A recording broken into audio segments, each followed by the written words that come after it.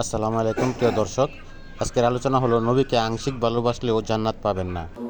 কোন মানুষ যদি বিশ্ব নবীকে অনুসরণ আরম্ভ করে, ওর জীবনের কোন গুনাহ আর আল্লাহ রাখবে না, সব ওই মুহূর্ত থেকেই মাফ করে দেবেন। এখন আমার প্রশ্ন হচ্ছে, অনুসরণটা কি আংশিক না পূর্ণাঙ্গ? এই কথা বলেন না কেন?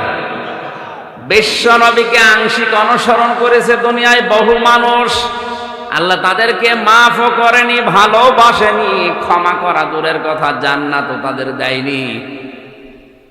নবীজির অনুসরণ করা ভালোবাসা আংশিক যাদের ভেতরে ছিল, তার ভেতরে অন্যতম তার চাচা আবু তালেব।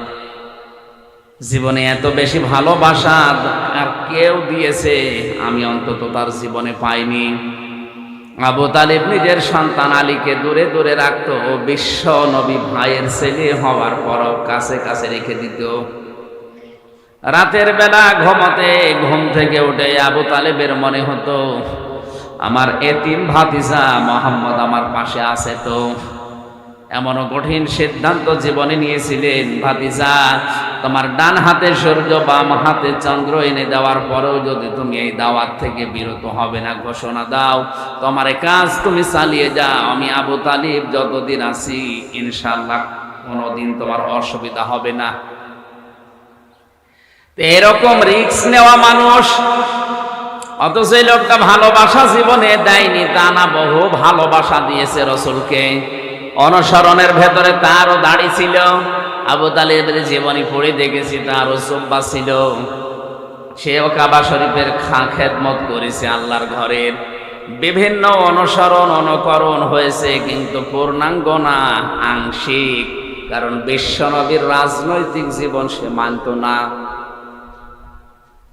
আজও দুনিয়াতে বহু মানুষ এমন আছে, আংশিক অনুসরণ করে আর বাকিটা না করেই মনে করছে আমি আল্লাহর ভালোবাসা পেয়ে গেছি, আল্লাহ আমাকে মাফ করে দেবে, জান্নাতে দিয়ে দেবে। সম্ভব না।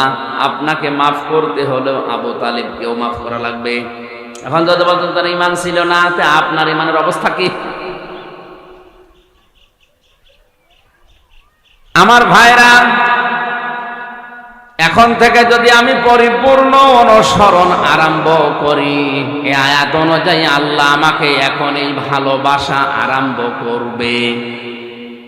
কথা বলে না? আমি যদি পরিপূর্ণ তা অনুসরণ করার সিদ্ধান্ত না নিয়ে আংশিক করে,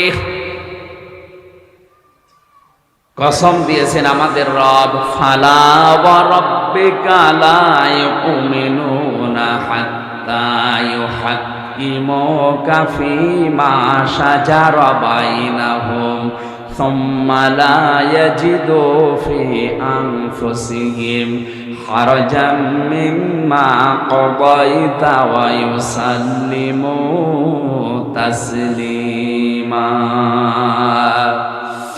খুব খেয়াল করেন, আল্লাহ পাক বলেন, তোমার রবের কসম হে নবী। কসম করছেন যিনি, তার নিজের নামে। কসম করছেন কে? আল্লাহ তার নিজের নামে কসম করছেন, হে নবী আপনার রবের কসম। কখনোই লোকটা মুমিন হতে পারবে না যতক্ষণ পর্যন্ত জীবনের প্রতিটি ক্ষেত্রে আপনার দেওয়া সিদ্ধান্ত স্বতঃস্ফূর্তভাবে আনন্দ চিত্তে মেনে নিতে না পারবে। এমনিতেই মেনে নেওয়ার, আনন্দে মেনে নেওয়ার ভেতরে পার্থক্য আছে। অনেকেই বাধ্য হয়ে শেষ পর্যন্ত পরিবেশ, সমাজ, পরিবার, এদের দিকে, বন্ধু মহলের দিকে তাকিয়ে আল্লাহর রসুলের সিদ্ধান্ত মেনে নিতে বাধ্য হয়। এরকম না। বিশ্ব নবীর যত সিদ্ধান্ত দুনিয়াতে আছে আপনার জীবনে, পরিবারের, সমাজ আর রাষ্ট্রে, এটা একেবারে মন খারাপ করে না, আনন্দ চিত্তে মেনে নেওয়া লাগবে। সাল্লিমু তাসলিমা, স্বতঃস্ফূর্ত ভাবে আনন্দ চিত্তে যতক্ষণ মেনে নিতে না পারবে ততক্ষণ লোকটা মুমিন না। আয়াত আমার মনে হয় পড়ার পরে যেটা আমি বুঝলাম, আয়াত অনুযায়ী আমরা যারা রাসূলকে স্বতঃস্ফূর্ত ভাবে দুনিয়ার সব জায়গায় মানতে পারি না আর উল্টাপাল্টা ধারণা করি, তারা ঈমানদারি হতে পারেনি। আল্লাহ আমাদের হেফাজত করুন, জোরে বলেন আমিন।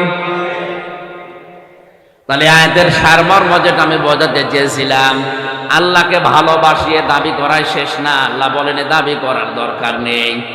যদি কেউ দাবি করে আল্লাহ তোমাকে ভালোবাসি, নবীজি আপনি বলুন সে যেন আপনার অনুসরণ আরম্ভ করে। এ অনুসরণ আংশিক না পূর্ণাঙ্গ? আরো জোরে বলেন বলেন বলেন। মাথা থেকে পা পর্যন্ত, রান্নাঘর থেকে একেবারে সংসদ পর্যন্ত সব জায়গায় যদি অনুসরণ আপনি এখনই আরম্ভ করার সিদ্ধান্ত নিয়ে কাজে লেগে পড়েন, এখন থেকে আল্লাহ আপনাকে ভালোবাসা শুরু করবে। এক কথা বলা লাগবে। তাহলে এখনো পর্যন্ত আংশিক যারা করে আছেন তাদেরকে আল্লাহ ভালোবাসা শুরু, বলেন বলেন। যারা পূর্ণাঙ্গ করার জন্য সিদ্ধান্ত নিয়ে লেগে পড়েছে, নেমে পড়েছে, আল্লাহ তাদের ভালোবাসা শুরু। আজ 48,000 পীর এই দেশে। আমি পীর বিরোধী না, কিন্তু পীরের নাম নিয়ে আজ যেগুলো করছে তাদেরকে বলছি 48,000, তাও সরকারি জরিপে। অধিকাংশ দরবারের পীরদের ভেতরে রাসূলের রাজনীতি নেই। আরো এরা উল্টাপাল্টা ফতোয়া দেয়। হ্যাঁ, এদের দাড়ি, টুপি, জুব্বা, জিকির, আজকার, দস্তরখানা বিছিয়ে ভাত খাওয়া, মেসাক করা, এই বিষয়গুলো আছে। জীবন চালাতে গেলে অর্থনীতি লাগে, অর্থনীতির ধারে কাছে তারা নেই। সমাজনীতি লাগে, সেখানে নেই। রাজনীতি লাগে, সেখানে নেই। আন্তর্জাতিক নিয়ম নীতি মানা লাগে, সেগুলো তারা জানে না। বিশ্ব নবীর জীবনের অনুসরণ তাদের আংশিক না পূর্ণাঙ্গ? তাহলে যত বড় পীর আপনি দাবি করেন না কেন, যত বড় দরবার আপনার থাক, যত কোটি কোটি মুরিদ আপনার দরবারে যাক, আল্লাহ আপনাকে এখনো ভালোবাসা শুরু। এত সহজ ভাষায় বলার পরেও কেউ যদি উল্টা দিকে নিয়ে যায়, ওর কপালে আগুন লাগবে। কথাটা যদিও নরম ভাষায় বলেছি, এটা যে কত ভয়ঙ্কর কথা, যাদের দরবারে এটা কাল রেকর্ড যাবে তারা দেখেন শুরু করে দেবে যে কি করলো। এত মুরিদ আমার দরবারে, এত কিছু, আমি তাহাজ্জুদ মিলে পড়ি, তারপরেও নাকি আল্লাহ এখন আমাকে ভালোবাসায় শুরু করেনি। হ্যাঁ, কারণ আপনার জীবনে অর্থনীতি নেই, আপনার জীবনে রাসূলের রাজনীতি নেই, আপনার জীবনে রাসূলের পরিবার নীতি নেই।